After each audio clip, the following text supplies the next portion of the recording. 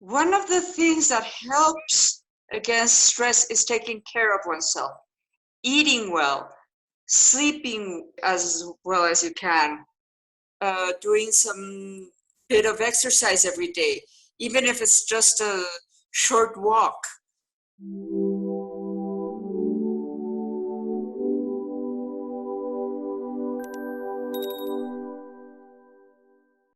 Welcome, Spirit Lifters. Good day, and I hope you're all doing well. Managing stress day to day can be a very difficult task.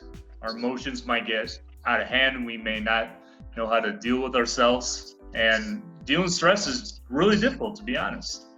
Fortunately, today I'm going to be speaking with a specialist psychotherapist from Mexico City who has a very, very good experience dealing with people who have had disorders, stress and anxiety, and has worked with many people one-on-one to combat this issue. Her name is Alessandra Saenz from Mexico City, and welcome, Alessandra, to Spirit. Thank you very much, Devin, for having me here with you guys. Thank you so much, Alessandra. And I want to start off, what is your definition of stress, coming from your personal point of view? Stress for me is an physiological and emotional response that we have when we perceive some kind of threat, either to our psychological or physical integrity. Mm-hmm. Okay, excellent. And that is dangerous to us, either emotionally and or physically. Okay, and if it's how, can you elaborate more on that, Alessandra? In what way physically do you mean, having stress really harm us in a physical way? Can you elaborate more on that? Well, basically anything that goes against our perceived state of well-being will cause us to enter into a state of stress. Right. And there are many different things that can cause stress. Mm-hmm. Yeah. Day to day. Yeah. Well, and as you know, Alessandra, we're filming this particular episode in 2020. A lot of people are at home. A lot of people are out of their normal, let's say, routine as they were used to before, because a lot of us have to still stay in quarantine, stay at home, and we can't go out and do our normal day-to-day things. So I think we're all dealing as well with a particular type of stress that we maybe weren't used to before, meaning that we, are stressed being kind of just inside and not being able to enjoy the outside, and that's kind of a different variable that we're not all used to. But even before this, dealing with other personal stresses, and there's such a variety of them from day to day, we all do have them, Can you please speak, Alessandra, more about your experience about helping people with different types of stresses, certain types of disorders? How have you been able to help people through your experience, and through what types of, let's say, personal stresses with people have you helped deal with? Well, I try to help them deal with stress, first of all, by working on them on their self-care. One of the things that helps against stress is taking care of oneself, eating well, sleeping as well as you can, doing some bit of exercise every day, even if it's just a short walk. Trying to give yourself small time, even if it's a small amount of time for yourself every day. And that helps reduce the levels of stress in general. And obviously with each person, well, I go working on the different situations in their lives that are causing them stress. It can be that they lost a job. It can be that they're going through a serious change, like a divorce, or just their motherhood is also very stressful. Different things, and like try to work on that with them. First of all, by trying to give them, working on their thoughts and trying to help them acquire a feeling of competency. Okay, yes, this is stressful, but I'm learning how to handle it. Or giving them different perspectives on the situation that might open them up to a better understanding of the problem and how to handle it in a less stressful way. Because yes, of course, there are things that would stress everybody out. But a lot of times it's how the person perceives that situation, their thoughts around that situation.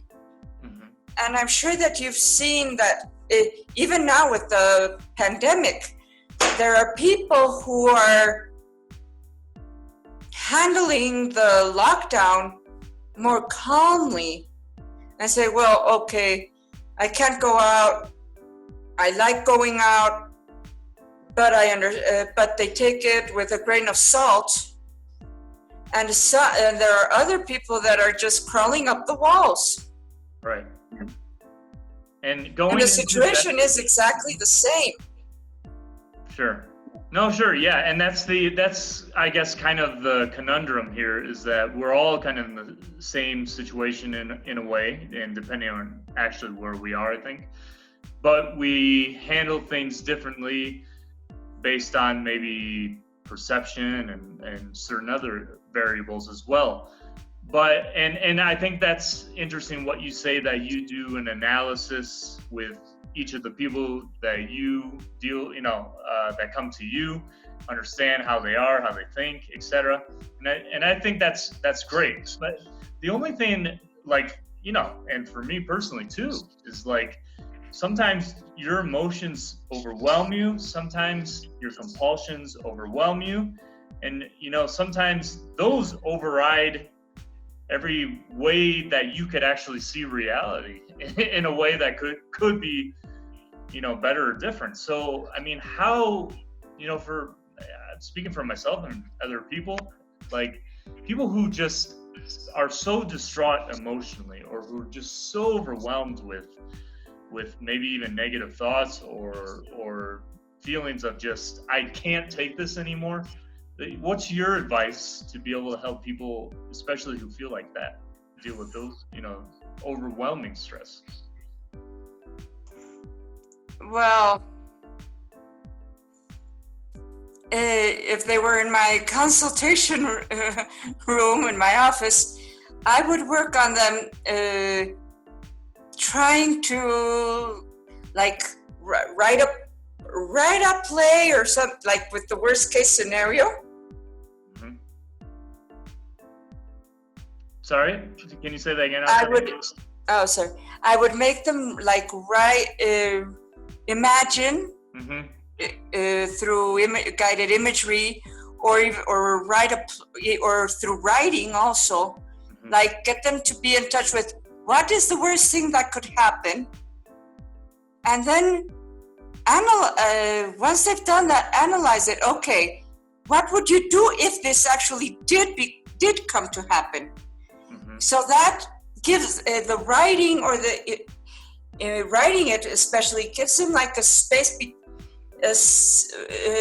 takes them a bit out of the situation, and it also helps them once they start saying, okay, what would you do if this happens? It would help them start thinking of possible solutions, and that way they go feeling that they're more in control.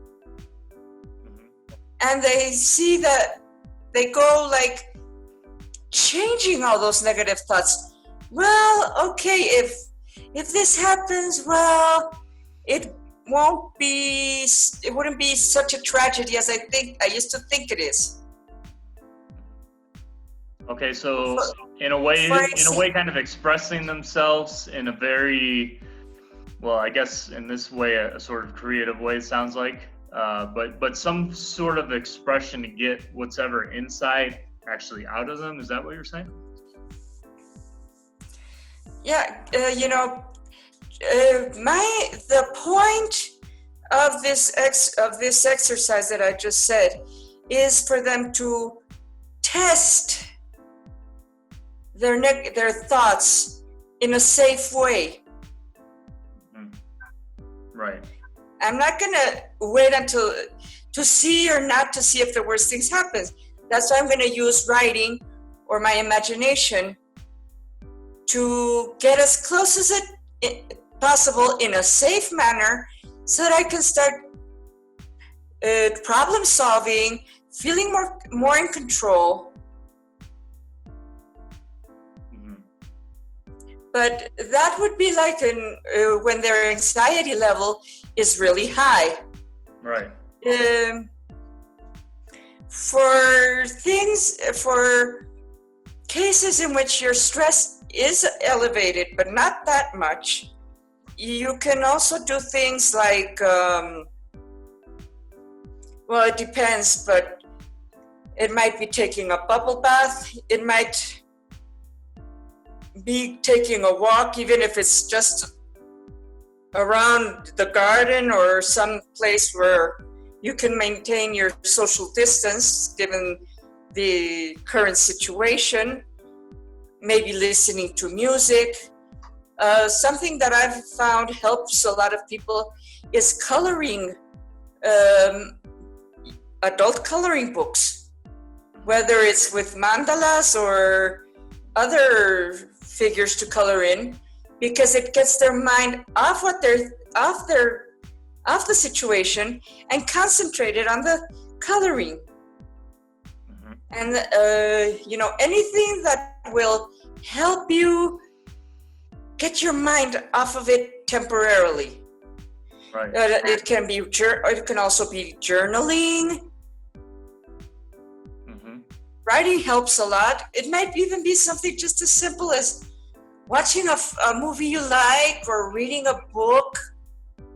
It depends on the person, and it depends on the level of stress they have.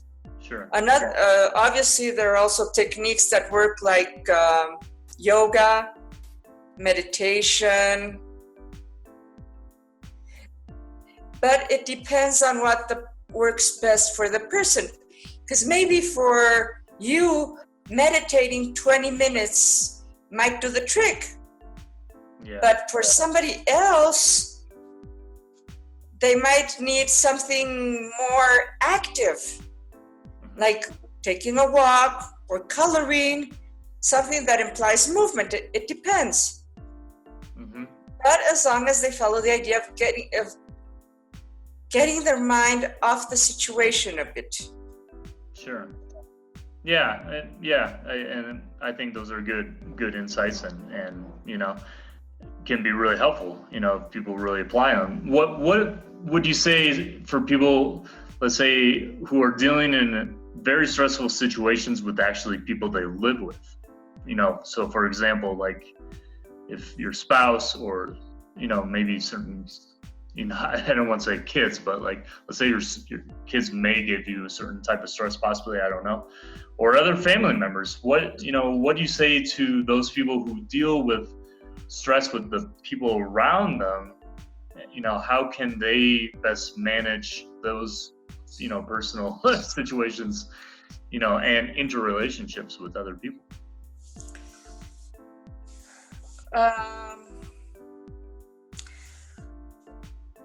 One thing that I find can be helpful is looking at what you can control and what you cannot control. And the only thing that you can control is yourself. What you're going to do, your thoughts, your emotions and your reactions. That's it. You cannot control what the other person says or does. You can only control how it affects you. Mm-hmm. Yeah. So right now, which, yes, of course, spending so much time with with your spouse or your children or another family member can get on your nerves and can be stressful. The best thing to do is set boundaries with with those people, and also accept, okay, that's the way they are, or that's the way the situation. I'm not going to be able to change this. I might as well just breathe deeply and maybe later on go out and scream or whatever, but try to assume that you cannot control that. Mm-hmm. Yeah. You can talk you can talk to the person, you can set boundaries with the other person, and hopefully that will help. Mm-hmm. Also, with an attitude of keeping present that you're stressed, but the other person is also stressed. So you're probably not at your best, and they are not at their best either. So, just with a bit of understanding and that can help. Right. Trying to talk with the other person and help. Maybe if you know that the other person gets stressed by a certain situation, maybe not impose, but maybe suggest, okay, well, I know that I can see that you're stressed out. I know that when you get stressed out, you like to take a walk. Why don't you take a walk? Mm-hmm. And we'll chat later or something like that. As we say in Mexico, try to have the party in peace. Right. Yeah. I mean, kind of give the other person their own opportunity to and encourage them in their best way, maybe to be able to help diminish their stress and be maybe mm-hmm. a little bit uplifted, and a certain sense of empathy, right? A bit of empathy, yes, mm-hmm. and also boundary setting. I'm not going to be responsible for your actions or your thoughts. Mm-hmm. I'm not going to let them affect me. Mm-hmm. Sure. Yeah, knowing what, having those boundaries. And I'm not going to let you do this or treat me like this or the children like that. Mm-hmm. Yeah, very important. I think it does require a lot of looking in for both people, looking into themselves and assuming responsibility. Sure. So, I mean, especially in these times, and I guess in general, going forward, whatever situation we are in life, practicing let's say maybe art of self-reflection and self-understanding and how it relates as well to our interactions with other people can be really useful, a lot of communication, a lot of compromising. Yeah, absolutely. No, that's great, Alessandra. And my final question, Alessandra, is this: what is, from your point of view, the most important thing that we should understand in general about stress?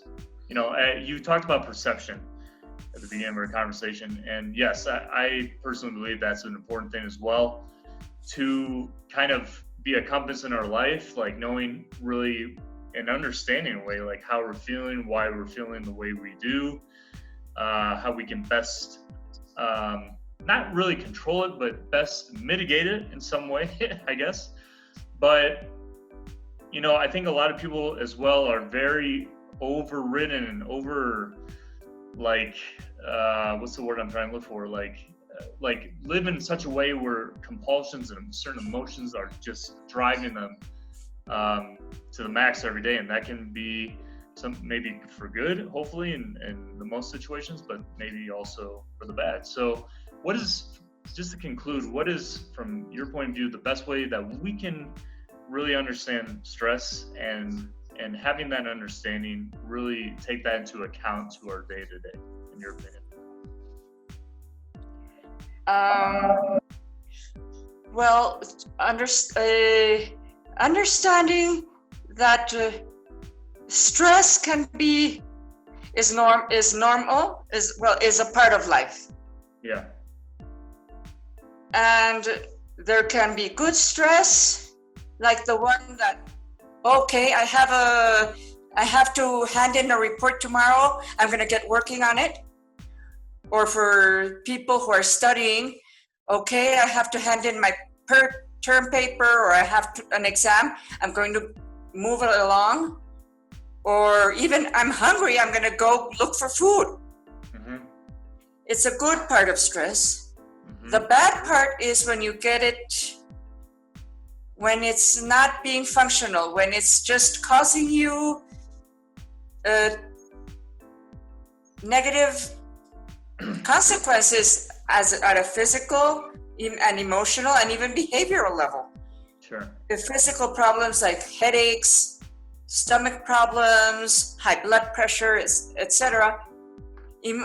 Psychological things like you're in a bad mood, you're restless, you can't sleep well, you get distracted. And behavioral, well, you start fighting with everybody, or on the contrary, you just don't want to do anything. So keep that in mind. Try to identify what things stress you out and what things have helped you deal with stress in the past. Mm-hmm. To use those things, okay, I know that when I have to hand in a report, if I don't hand it in, I get stressed out and I lash out at everybody. Okay, so I'm going to plan out my schedule ahead of time so that doesn't happen. And try to have a good, healthy lifestyle. Eat well, sleep your 7-8 hours a night, do a bit of exercise, and also have a good network of friends. Keep in touch with your friends. Sure. Okay, right now we can't go out and have a cup of coffee with them, but who says we can't call them on the phone or even have a Zoom chat with them? Sure, yeah.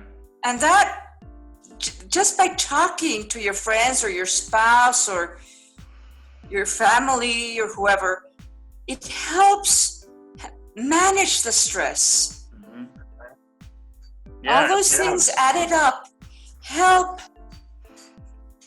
and stress can be managed. Yeah, no, absolutely. And that's a good insight and tip that you're giving too, is like having a good network of people around you. And I hope, spirit lifters, you do, and I hope that you can, fall back on someone and really confide in somebody that can really make you feel better day to day, And I just to wrap up, Alessandra, it's, those are very good tips. And I just think as well, like for a lot of people, sometimes as well, it's a bit difficult just having the willpower to even just to feel good every day, and that causes a lot of stress, not, just putting things into motion. But, spirit lifters, I encourage you, in the best way that you can, put whatever you can into motion, and just, try to use these tips that Alessandra was talking about, to help your situation day to day feel less stress, and just whatever naturally comes to you makes you feel happy. I think that would be great, but sometimes it's just hard, we just have to accept that. So Alessandra, thank you so much for your time today. So thank great. You, Devin. And where can people find you if they want to know more about you? They can find me on Facebook, on my Facebook page. Mm-hmm. Alessandra Saenz in Facebook. They can also find me in LinkedIn as Alessandra Saenz Sordo.